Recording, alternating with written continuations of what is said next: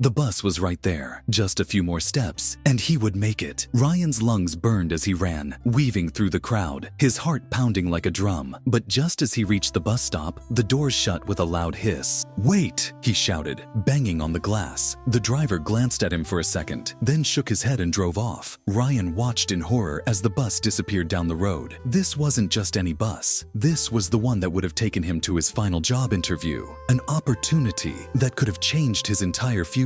But he had been late. Again, he sank onto the bench, his mind racing. Just an hour ago, he had been lying in bed, scrolling through his phone, thinking he had plenty of time. And now, time had run out. Ryan had always been a careless person when it came to time, waking up late, postponing work, spending hours on social media, making excuses. These habits had been a part of his life for as long as he could remember. His father, an old watchmaker, often tried to warn him, "Time is the only thing that once lost can never be recovered," he would say. But Ryan never listened. "Dad, stop worrying so much. I'm young. I have my whole life ahead of me." His father only sighed. "One day, you'll understand." One evening, after another wasted day, Ryan found his father waiting for him in the workshop. The old man held out a small, dusty pocket watch. "This belonged to your great-grandfather," he said, placing it in Ryan's hand. "Tomorrow, I want you to take it to 3 different places: the street market, the pawn shop, and a jewelry store. Find out how much it's worth." Ryan frowned. "Why?" His father just smiled. "You'll see.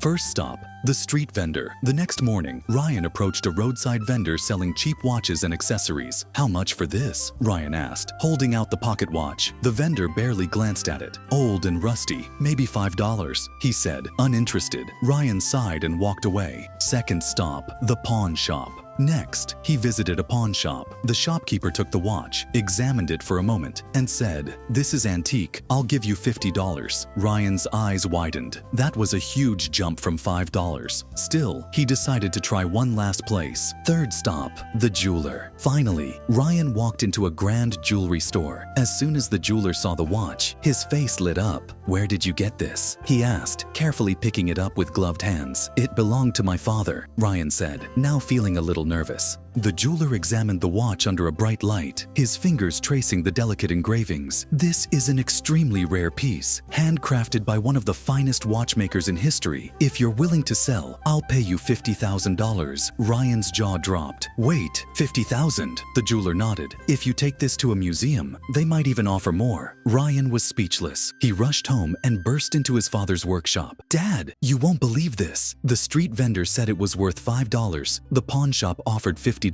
But the jeweler, he said it was worth $50,000. His father simply smiled. "And what did you learn?" Ryan thought for a moment, then slowly said, "The same watch was worthless to one person, valuable to another, and priceless to the right one. Its value depended on where I took it." His father nodded. "And so it is with time. If you waste it on meaningless distractions, it will seem worthless. If you use it for small tasks, it may seem moderately valuable. But if you invest it wisely, it becomes the most precious thing in the world." Ryan felt a lump in his throat. All those hours he had wasted, scrolling, procrastinating, making excuses, how much were they worth? For the first time in his life, he truly understood. That day marked the start of a new Ryan. He set an alarm every morning and actually woke up on time. He stopped wasting hours on social media and started investing them in learning new skills. He made a daily schedule, prioritizing his goals instead of mindlessly passing time. At first, it was hard. The temptation to fall back into old habits was strong, but he reminded himself of the missed bus, the lost opportunity, the lesson of the watch, and slowly, he changed. Months later, he got an even better job opportunity. He was prepared this time, on time, and he nailed the interview. Years later, he built his own business, making a name for himself as someone who never wasted a second. People often asked him, "What's your secret to success?" And he would smile and say, "I learned the value of time before it was too late." We all get the same 24 hours in a day, but some people achieve greatness, while others keep making excuses. Why? Because some people treat their time like junk, giving it away for distractions and meaningless activities. Others invest it wisely, turning every second into an opportunity. So, the real question is, how do you value your time? Like a $5 trinket, a $50 antique, or a $50,000 masterpiece? Because time isn't money. It's more valuable than money, and once it's gone, no power in the world can bring it back.